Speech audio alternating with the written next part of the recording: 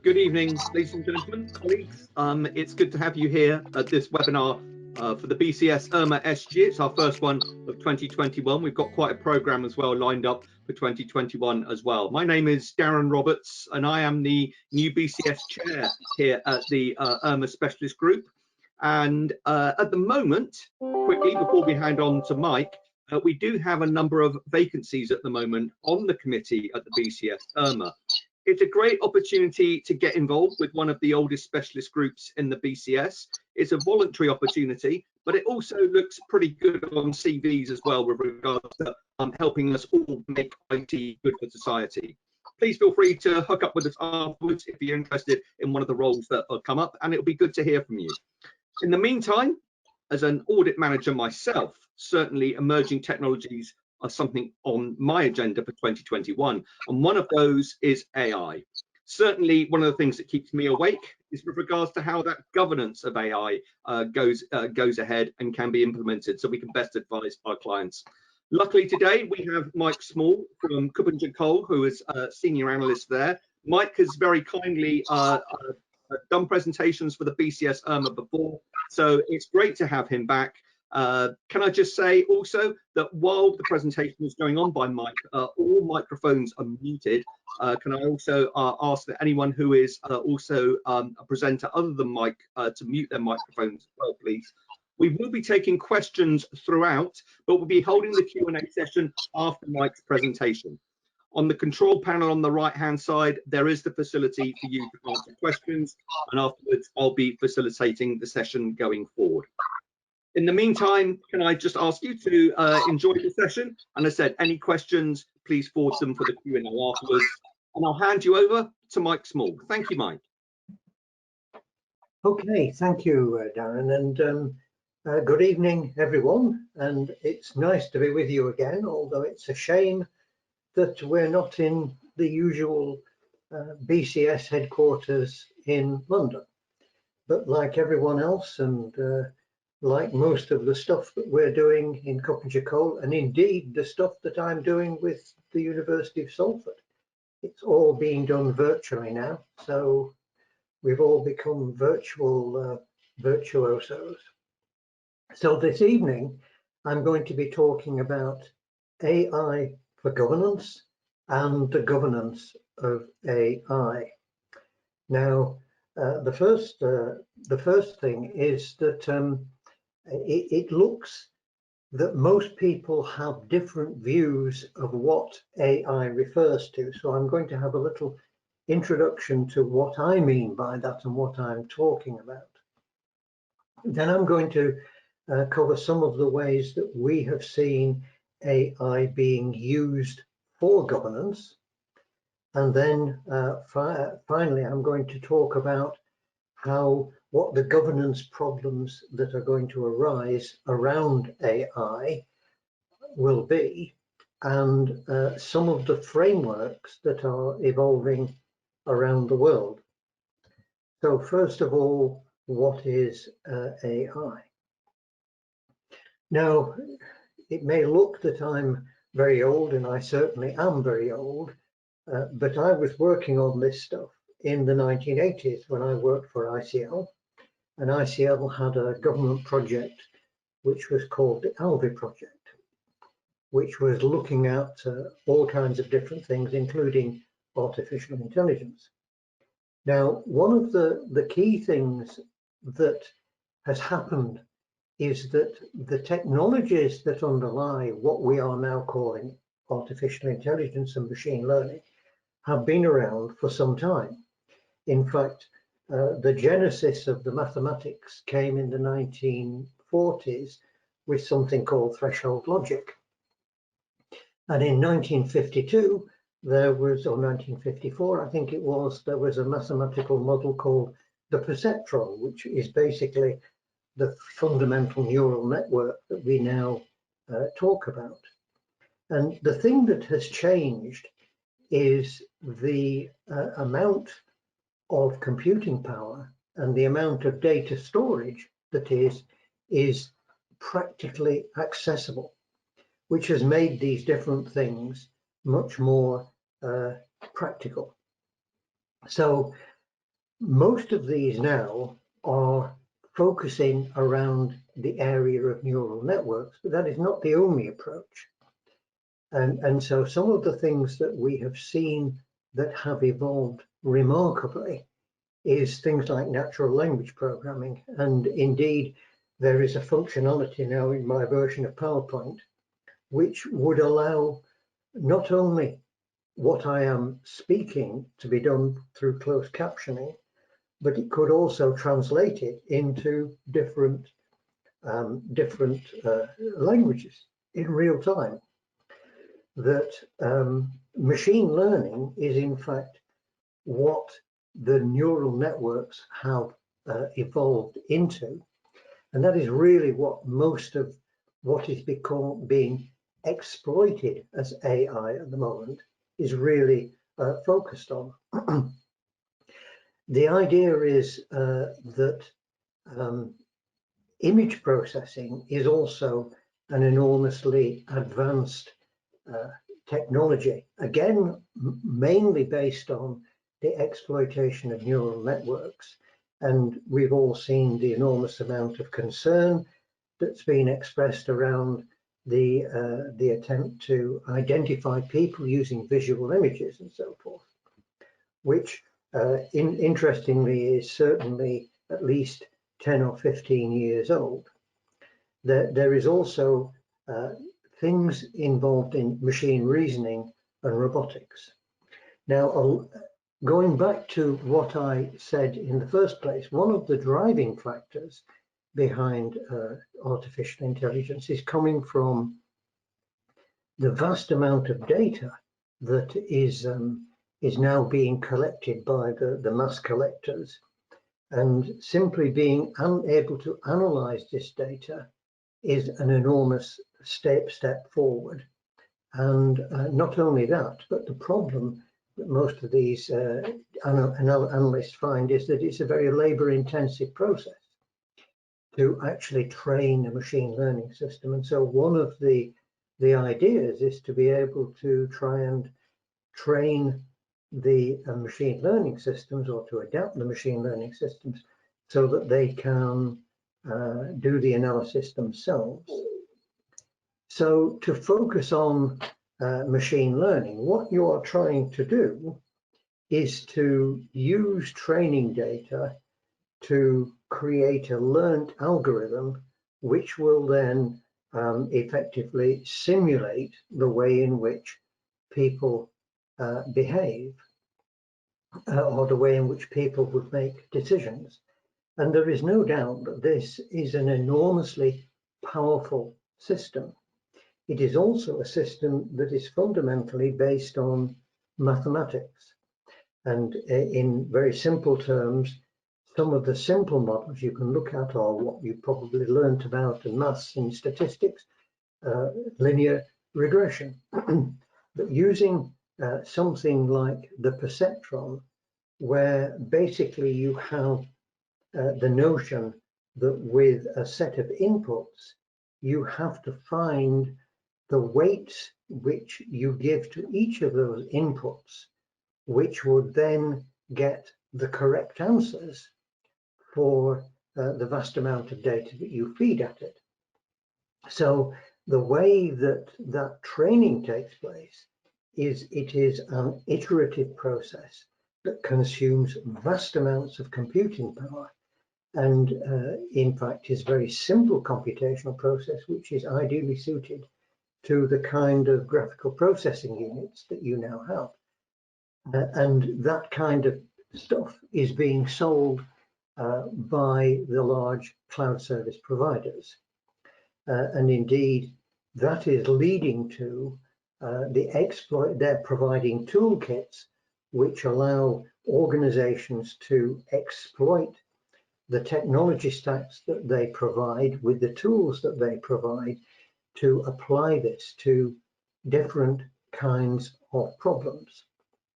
So in the next part of this talk, I'm going to talk about some of the problems that this has been applied to in the areas of governance. So let's look at how machine learning in particular is used for governance. Now, what exactly do we mean by governance? And in a sense, this is an interesting question, and those of you that are auditors and so forth and have been involved in governance, risk and compliance may have slightly different definitions of this.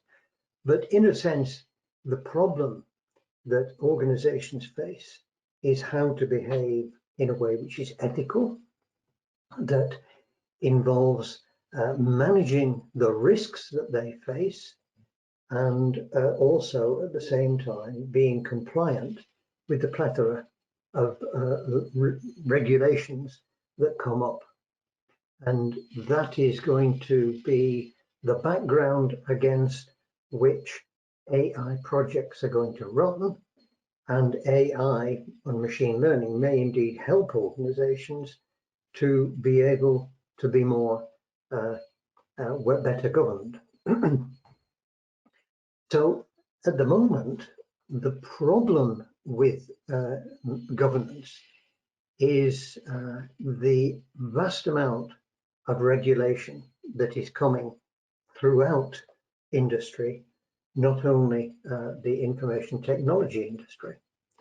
And at the same time, the vast amount of data that is being collected that may or may not help you to know whether or not you're complying with or at risk with these regulations.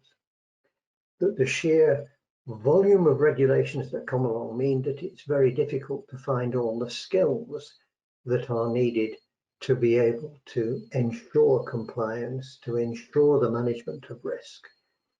And so can AI or can machine learning help in these areas? And I'm now going to give one or two examples which I hope will deal with this.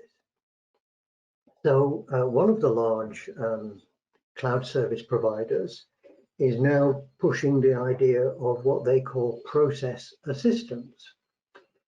So, and it's really quite interesting, because this was described to me, shall we say, at least 12 months ago, and I was thinking this was incredibly relevant to what is happening with Brexit at the moment. That in many areas there are very complex but well-defined rules, but the people that are navigating through these rules only do it occasionally. And so there usually exists in an organization one or two people who might be called the rule gurus, that when you don't know what to do, you go to see that person to say, how am I going to navigate my particular case through all of these rules?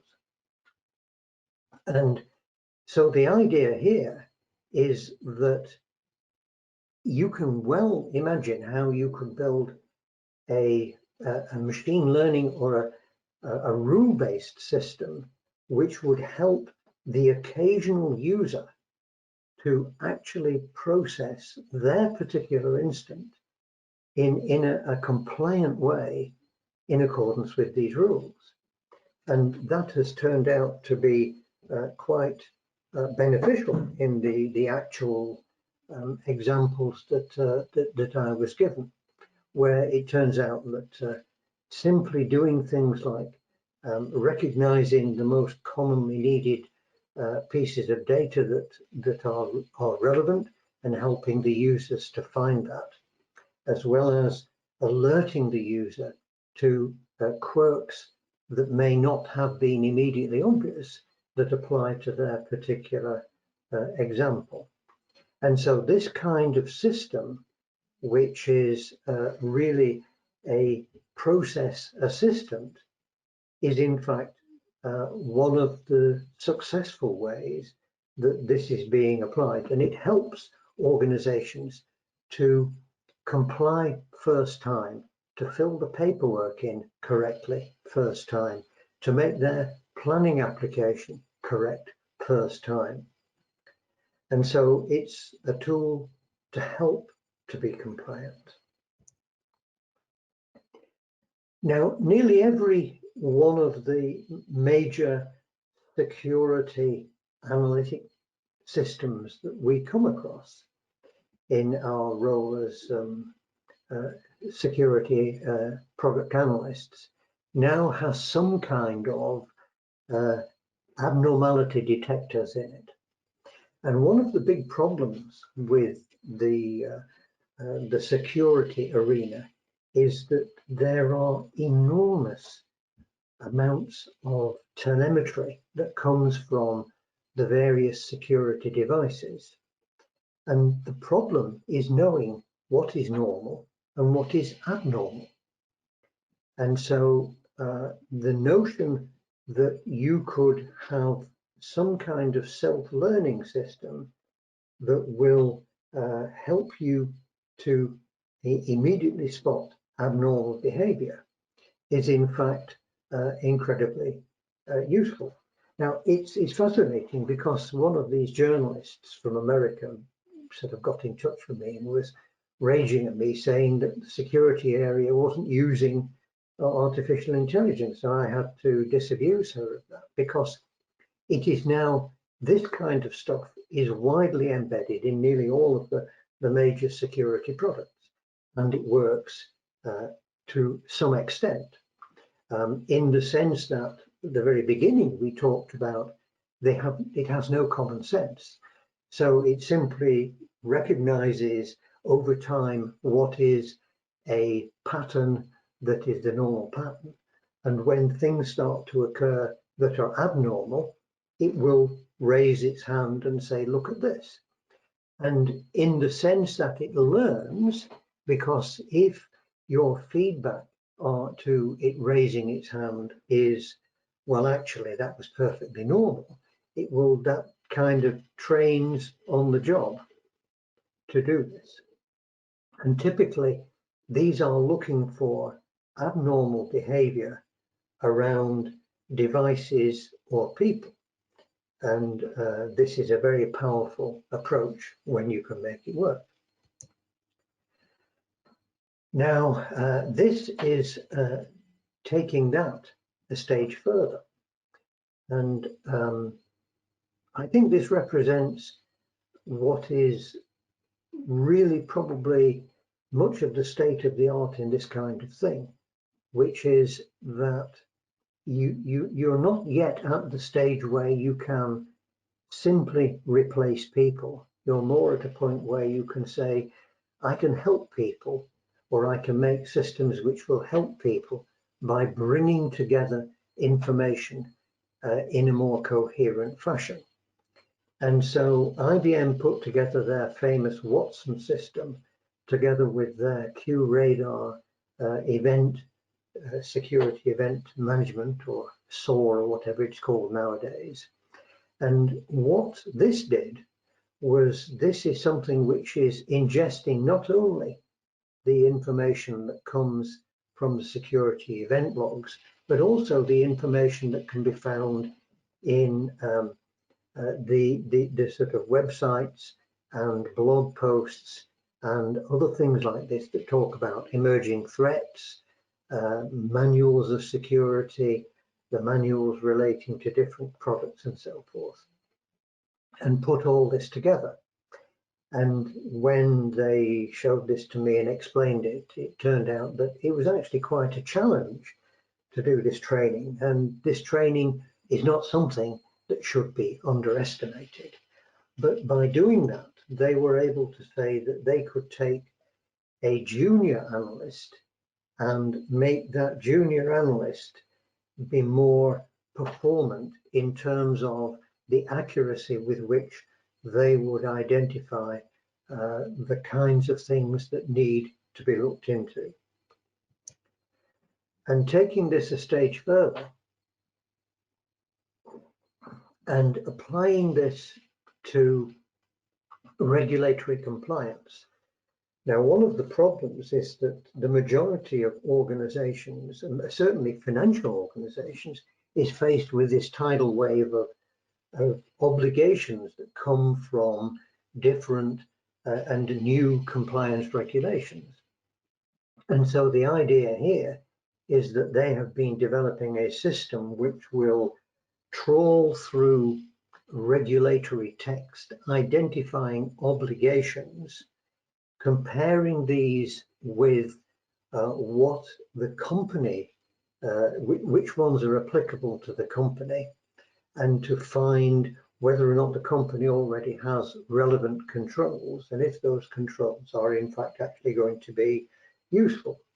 And indeed, in that way, to dramatically reduce the amount of time that is spent within the organization trying to work out how it is going to ensure compliance with the upcoming regulations.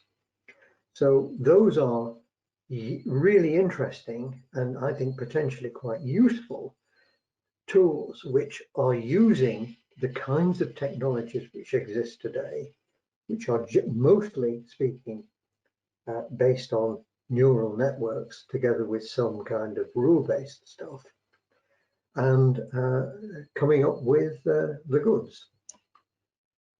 Now, what I'm going to try and do is take us through the question of what are the issues that arise relating to the governance of AI. Now, in November, I ran a workshop at our Cybernetics World Conference, virtual conference on governance of AI. And we took people through a particular scenario. And so in a sense, the people participating in the workshop were confronted with this scenario and they had to come up with answers. And this scenario is based on quite a realistic sort of idea, and indeed is based on one that I know that one of the major cloud service providers has in fact undertaken, which is that if you run a very large global service, you find that you have users who are paying to use your service, and you really, really want them to be able to get their money's worth out of it. But the fact that the service is there also attracts adversaries who are in various ways trying to gain access to the service with nefarious ends.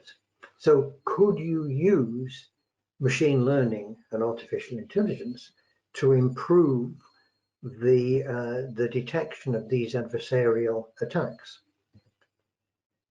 And the idea is really very simple, that you've got all this information that you are collecting from directories and what happens when somebody logs on and what happens after they have logged on. And so could you actually put this together and come up with a system that will help at the authentication time to identify what really matters when you get an adversarial attack? And indeed, what you have to do is you have to go through a training process. And what this means is this training process involves you looking at the data that you have.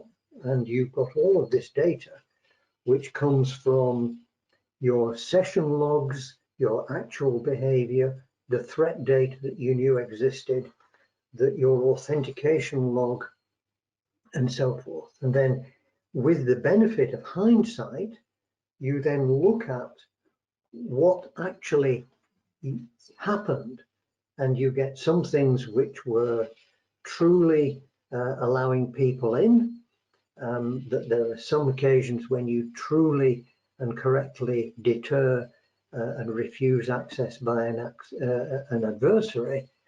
But sometimes you get adversaries that manage to get through. So how did that occur? And sometimes you don't allow a paying customer to come in, which you definitely don't want. And so you've got to go through all that kind of classification process to label this data set, which you're going to use for training.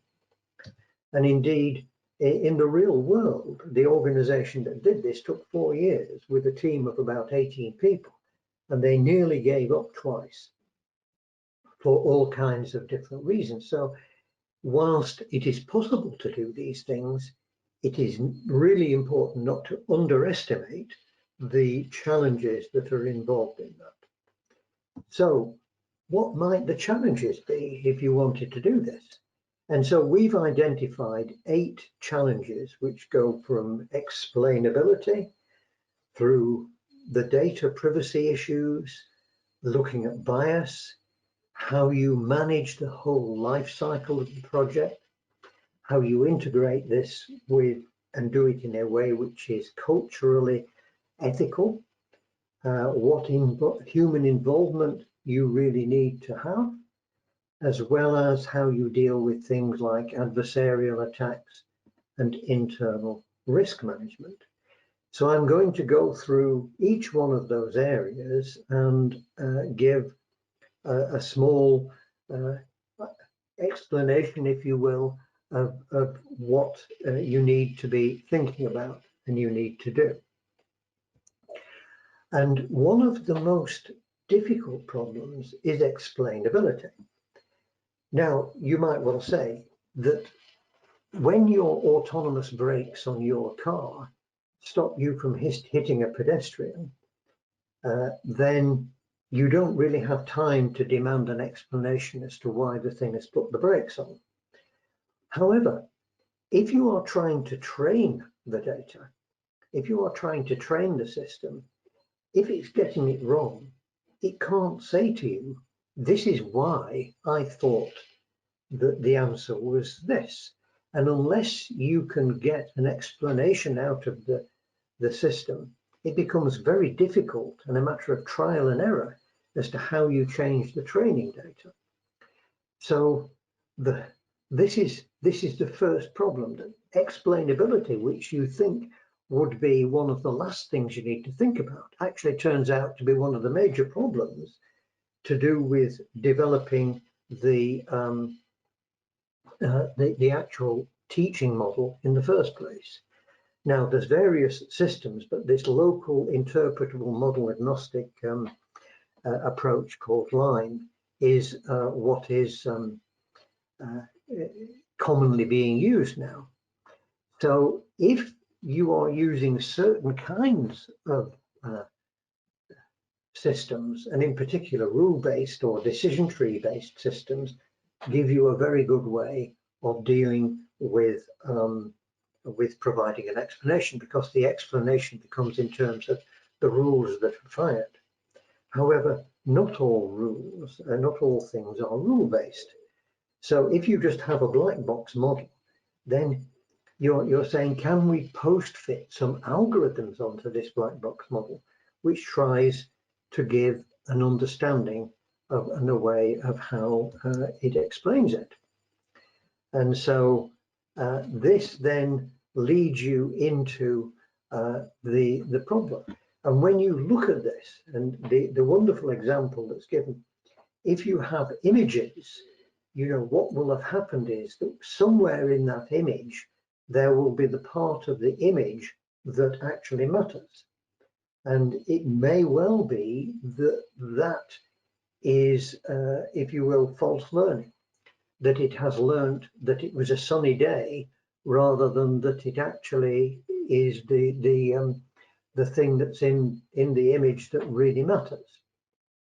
And so this problem of explanation is still one that there isn't really a systematic approach for, and yet it is something that will impede learning and will come back to bite you when you come round to the need for human involvement or the need for compliance, because under some circumstances you may say you're in a situation where I'm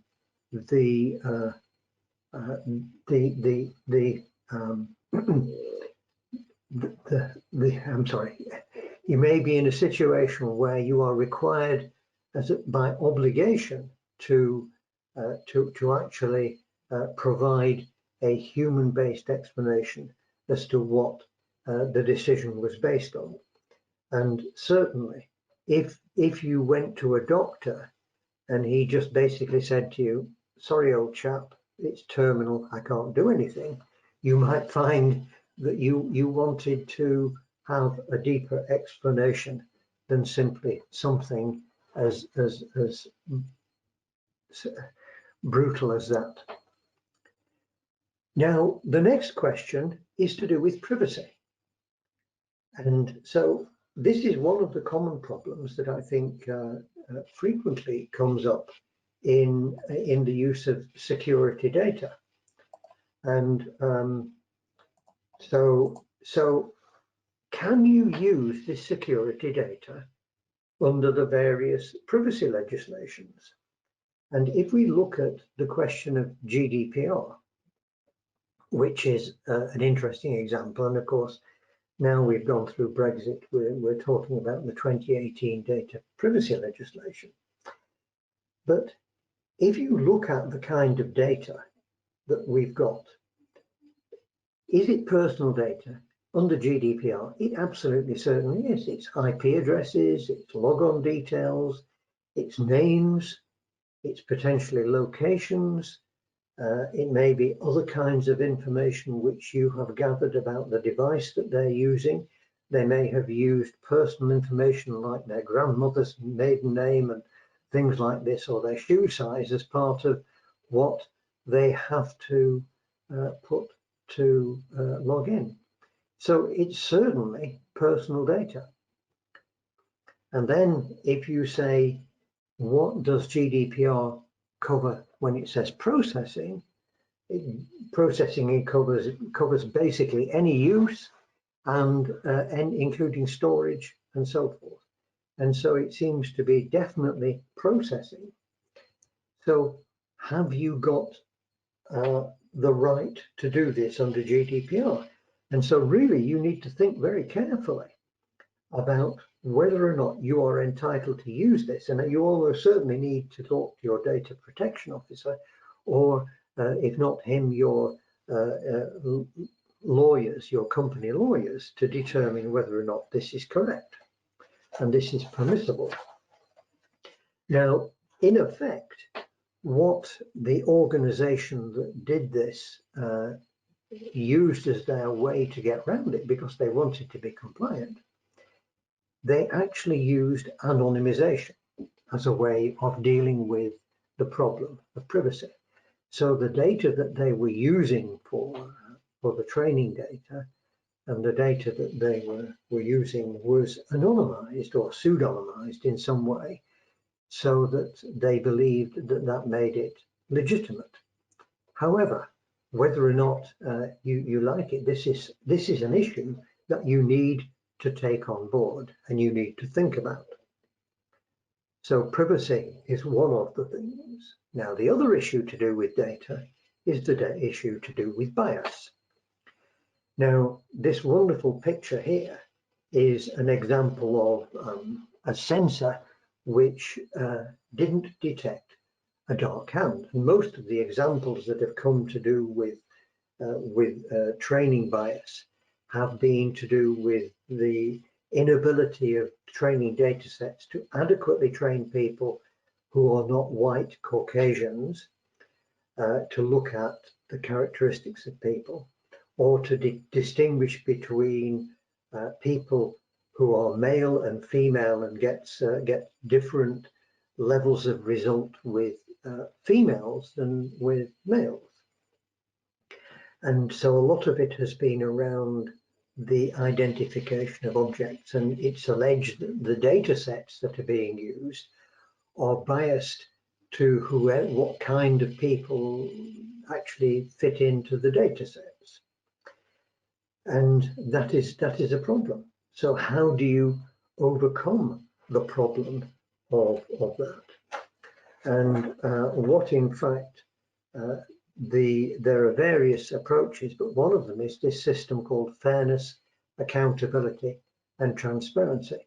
And once again, IBM have created a system for this, where effectively, if you're going to avoid bias, the idea goes that you need to be very, very careful when you select the data that you're going to use for training.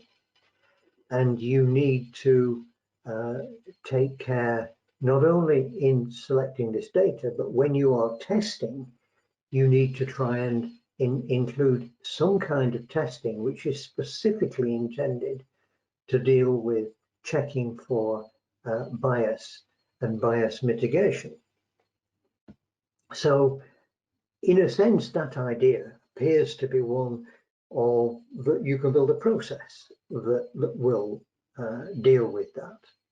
And well, certainly having a good process is a good start, but unfortunately it isn't actually the end, because our colleagues in academia wrote this absolutely wonderful paper where they used the fairness, accountability and transparency rules to develop what they described as a potential system, which was going to find people with a low social credit, to then capture them using drones and to take them to a processing plant where they would be turned into a highly nutrient slurry, which clearly is not an ethical way to do things.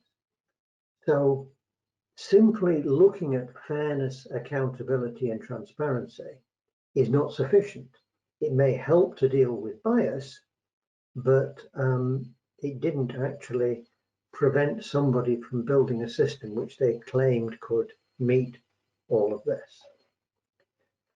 Now, bias is one of the things, but the other challenge is that if we go back to the system that we were looking at in the first place, the system that we were looking at in the first place is one which is to do with helping to identify people who are genuinely entitled to log on to your service and preventing the people who aren't. Now, as you can well imagine, we've already come across all kinds of problems to do with authentication systems that, for example, fingerprint systems aren't very good when you've done something to your fingerprints. Facial recognition doesn't work too well if you as you get older, because as you get older, your face changes and your ears get longer.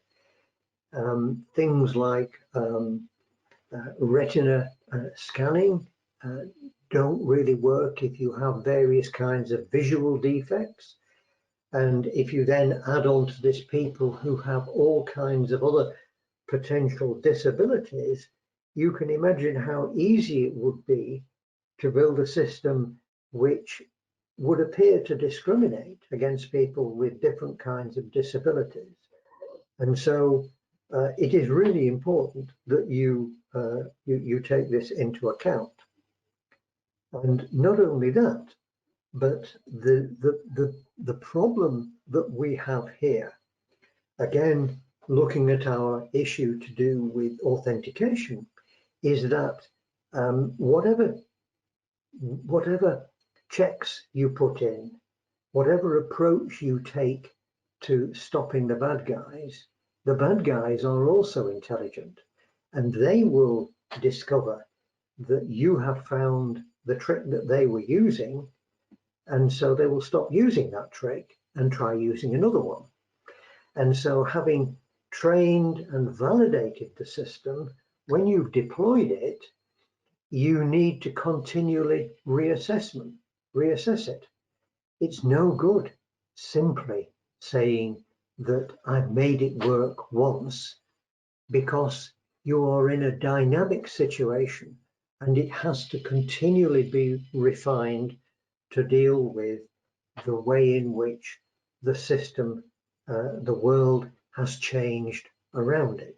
And in particular, in the case that we are looking at, you can be absolutely certain that where you have found out the trick that the adversaries are using, they will start to use a different trick, and you have to have a system that can adapt to that trick, that new trick. And that's what is absolutely essential. So it is a journey not a destination. And human involvement. So do you need what level of involvement is needed by the system that we have? And it's interesting because there is a Singapore model which has been developed for an AI governance frame, and I will talk about these a bit later on. But in this, it categorizes systems into what you will all recognize as being a heat map. You know, this is a common thing in risk management, where you look at probability versus impact, likelihood versus impact. So where you have the probability of harm as being high and the severity of harm as being high, you need more human involvement. And where the possibility of harm or the severity of the harm would be low, then you need less human involvement. And that seems like a simple idea, but in a sense, when you are considering using one of these systems, then that is the kind of area that you need to be thinking about as to whether or not you are going to allow this system to make decisions on its own, or whether you are going to require that the system involves some human in the loop. And indeed, most of the medical systems that have been evolved, most of the systems which are working extremely well for things like the diagnosis of rare cancers and so forth, does not depend 100% upon the AI system, but is mediated and moderated by the involvement of a doctor. And it is the doctor that is making the final decision. And this takes us back to the state of the art, really, is that these things are assistants in those kinds of situations, rather than systems which will just make the decision.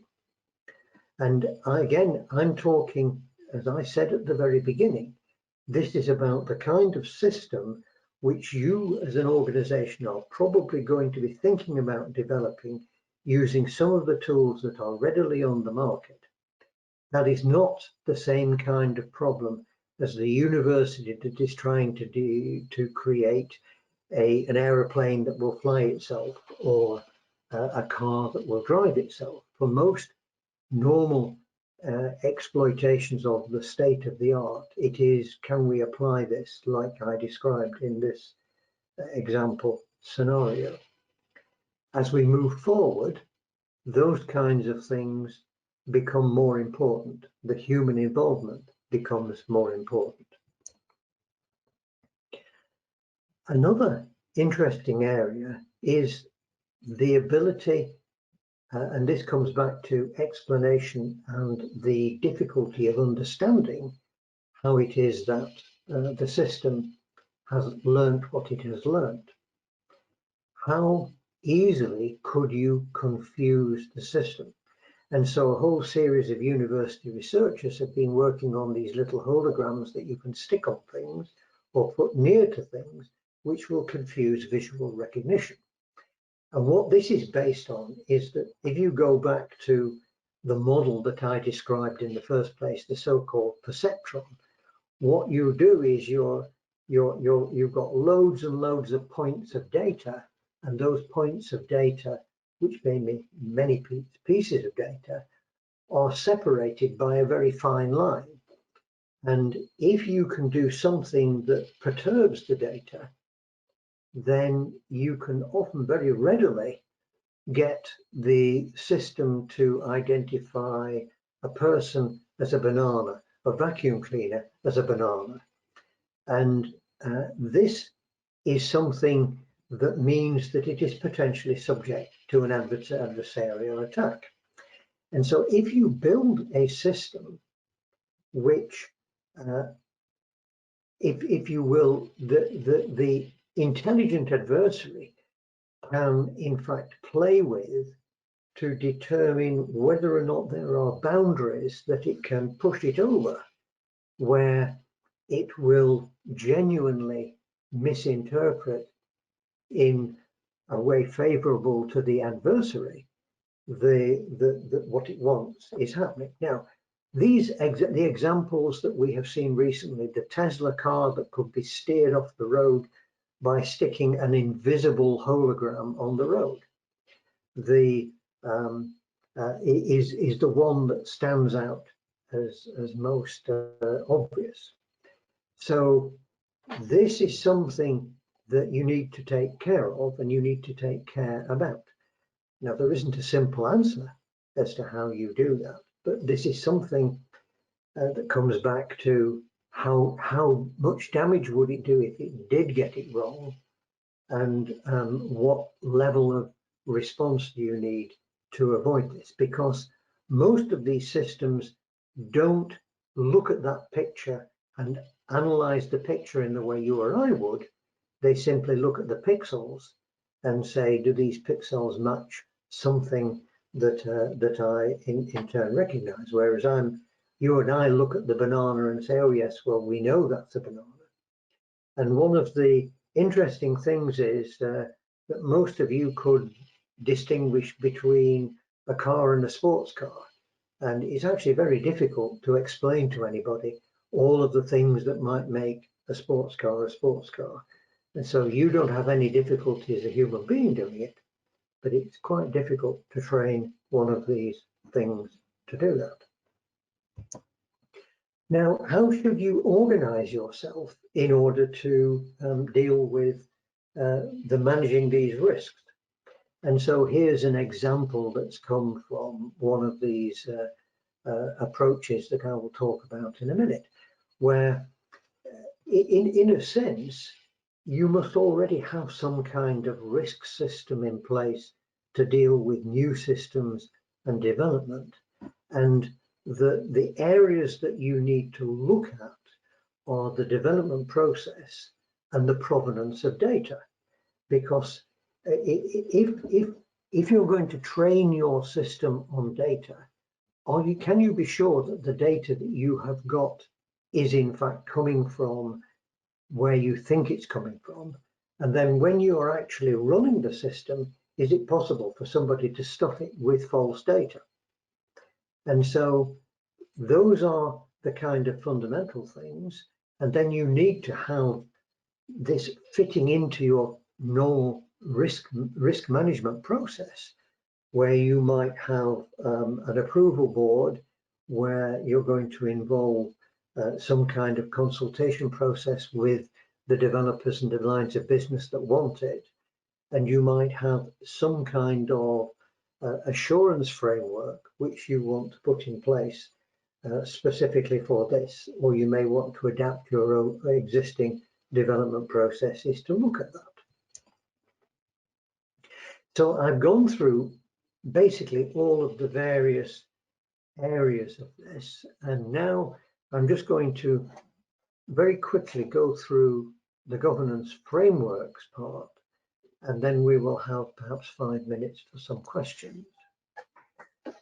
Now, my colleague Annie Bailey has been researching this, and she has basically created this table, which you can see here, where if you look at the things we have been talking about, most of the columns represent the areas that we have been talking about, like legal legitimacy, whether or not it's human-centric, whether you've got some kind of ethical approach to this, and whether or not you've got an internal risk management built into this. And down the rows, you've got the various frameworks that have been created. Now, these frameworks are coming from different governments. Some of them are coming from the academics. Some of them are coming from the industry itself. So you have the EU guidelines on ethics.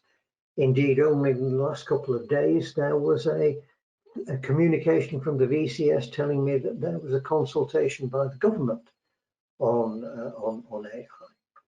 And so this gives you an idea of the coverage of these different things.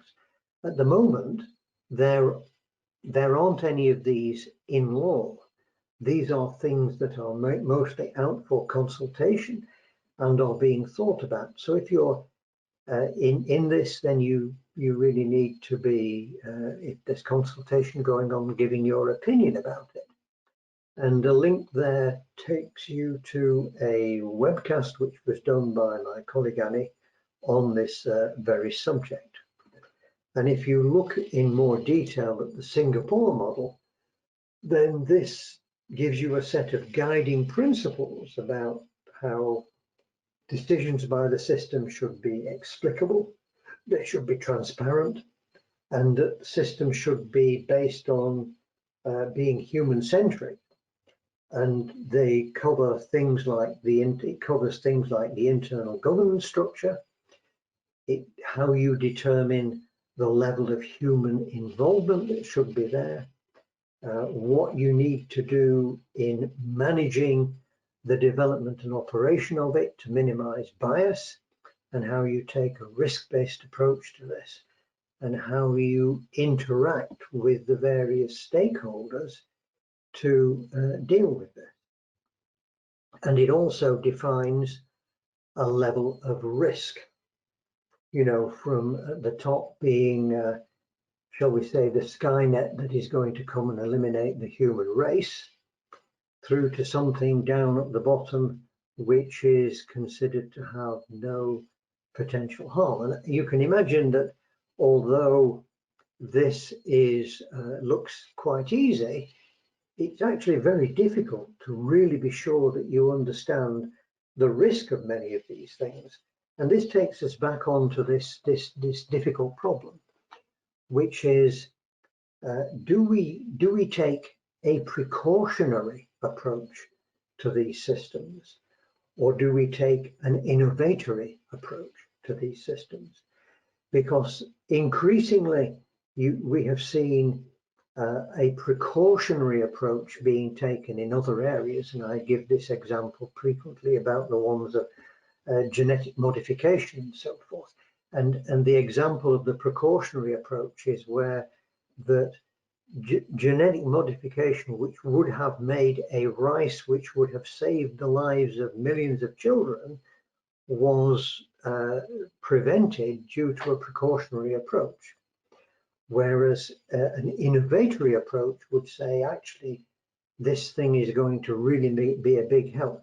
And I don't have a simple answer for that, but this is the challenge, to deal with the people who always see that this is going to be a problem from the people that see that this is going to create some benefits. And often the first thing that happens is there are terrible disasters, but the benefits come later. So with that, I'm going to say I've gone through this in the last 55 minutes, and AI and machine learning is not a new technology, but the cloud and the availability of modern technology has now made it more practical. It provides tools which can help with governance, but it also introduces some new governance challenges. And as the precautionary world is moving along, we're starting to see some government frameworks appearing, and these are existing as a precursor to legislation. And really, it's up to us to make sure, as professionals in this area, that we exploit these things in ways which are demonstrably beneficial to society, to make sure that the baby isn't thrown out with the bathwater. So with that, I'll say thank you very much, and hand back to the moderator. That's lovely. Thank you, Mike. Certainly a lot of learning points coming out there. And as I said, certainly as an IT audit professional myself, it's certainly something to look back on to kind of form together work programs and potential risk areas going forward. We do have a couple of questions. Well, we've got questions and comments. In fact, we'll do the questions first. So the first one is here from Carolina. And she says, in your slide of the comparison of global AI frameworks, did you actually mean machine learning frameworks? Sorry, did I mean? Machine learning frameworks. Well, yes, I think it really is true. Well, so this is the problem, that people are using AI to mean different things.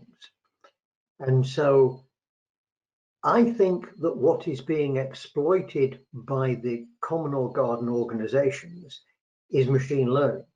But governments and lawyers don't necessarily understand the subtle difference that artificial intelligence can go beyond machine learning as of the current status.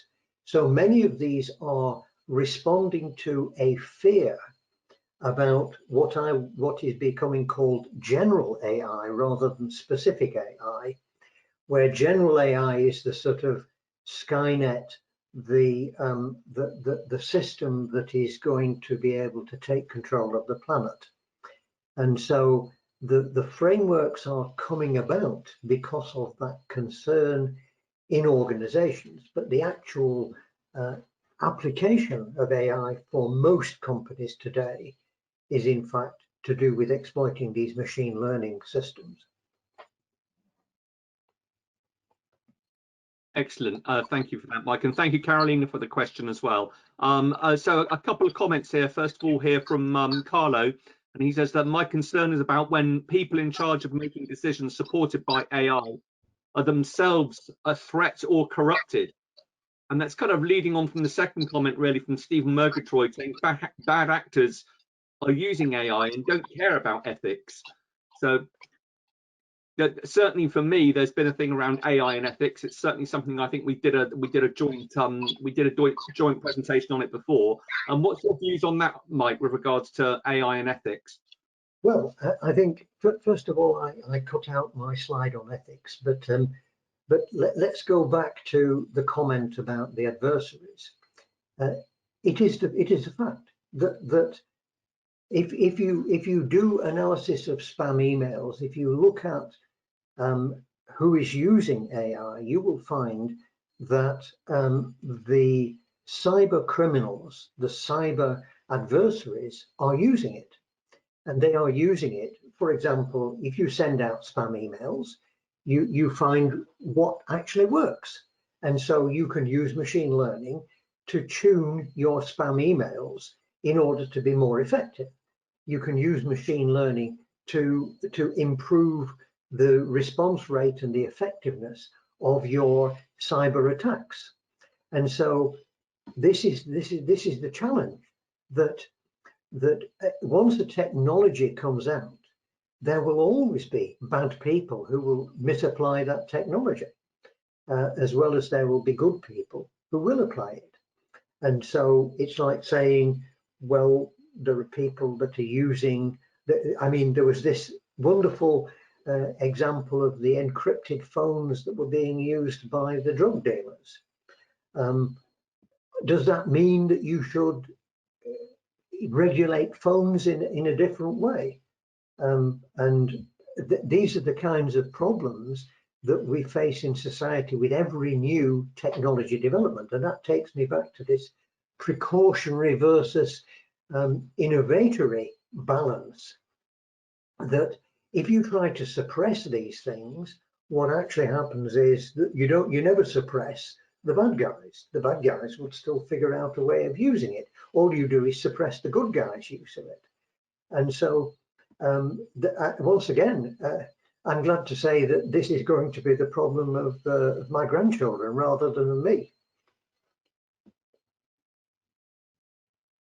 Okay, thank you for that, and thank you for raising those points as well, Carlo and Stephen. We've got a couple of questions here that have come from Paul Morrissey. First of all, do you see a difference between AI ops and traditional DEC ops? And secondly, how do you control AI models which you use as the basis for your AI? And do you accept the responsibility of others? And where does the responsibility and liability lie? Well, there's a lot of stuff in. I'm beginning to forget the beginning of the question. Now, so I think that the point that I was trying to explain at the very beginning is that the very development process for machine learning, and this is for machine learning, the development process for that is quite different to the development process for regular code. You know, with code, somebody sits down and writes code. With machine learning, you have subject matter experts, you have data analysts, you have to gather the data, you have to put it all together, then you have to try and run it through and train it. So it's a very different process in terms of the individual steps. But now, so that, shall we say, is the same but different, because you know, you could say that when we wrote code and we then tested it and put it out, that was a way of dealing with things. And what DevOps has done is tried to compress that and to allow rapid change. The problems that people actually face are the problems that they can't explain to themselves why the system is getting the answers that it is getting.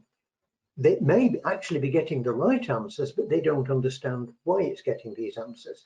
So you have this tension of saying, have you got a really good test where you can say, not only does it get the right answers, but I know that they are the right answers.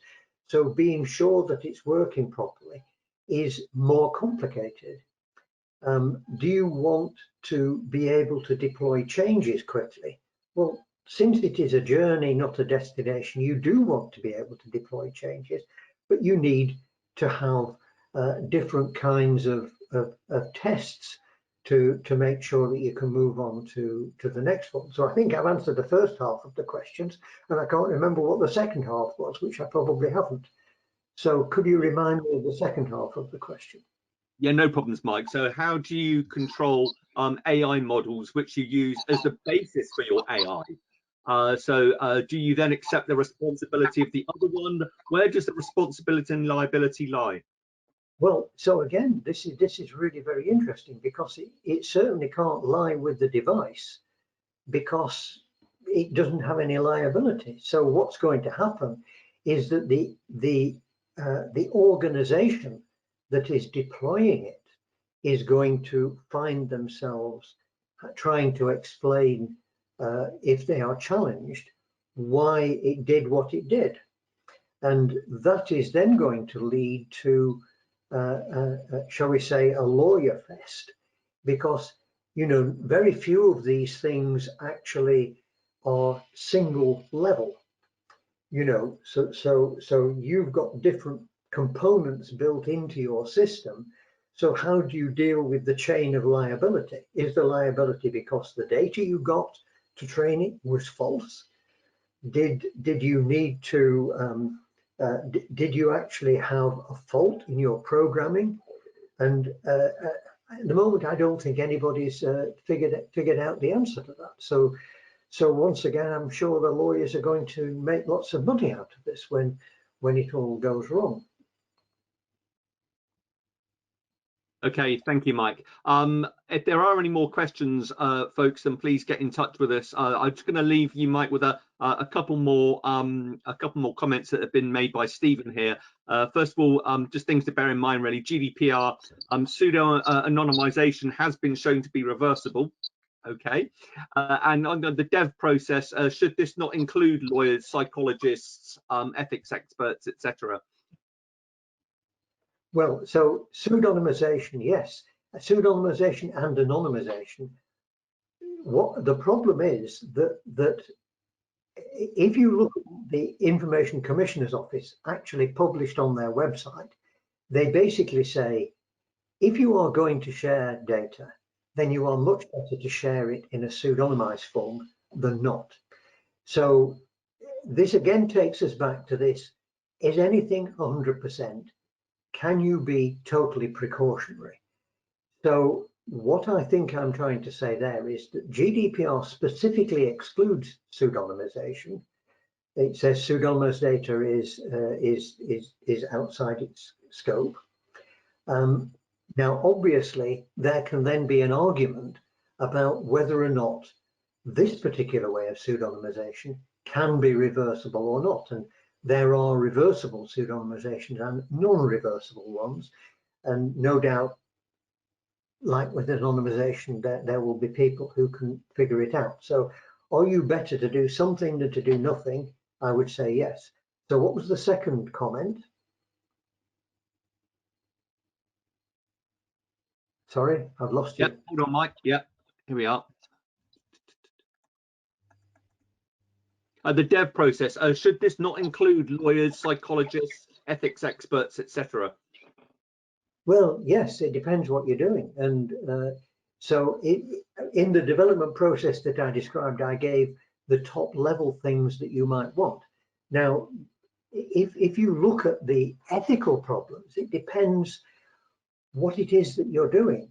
And so like I give these examples. When your sat nav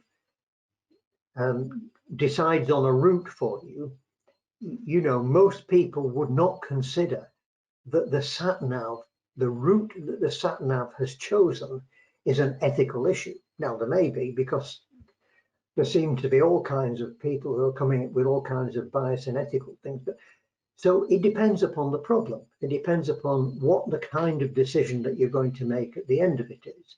And so in many of the cases where we're actually finding really useful stuff being done, they are not things that are ethically contentious. If you say, well, I'm actually helping an organization to create the right paperwork so that their goods go through the port of Dover, that actually is not something that to me hits me in the face and says this is a big ethical problem. So it depends upon the problem that you're coming through, the extent to which you go. Now, obviously, if you're doing something which is going to impact on people's well-being, on people's lives, on their livelihoods, perhaps, then, you know, this is right. But then, even then, you find that it's difficult because there are cultural differences. So thank you for those comments. Okay, and thank you everyone for the questions today. And I know a few people have left. Thank you, Colvinda, Paul, Stephen, Carolina. All of them have thanked you there for an extremely informative seminar there, Mike, and it generated some really good debate as well. I know Mike's been with us before. He's done some really good chats, and let's hope that we can welcome you back at some point as well, Mike. So thank you very much for that. Thank you everyone for attending as well. And can I just say that the slides will be available to BCS members, and that'll be available via the BCS website. In the meantime, thank you again, Mike. All the very best to you. Stay safe, take care, and that's extended out to everyone as well. Thank you very much. Thank you. Thank you. Cheerio.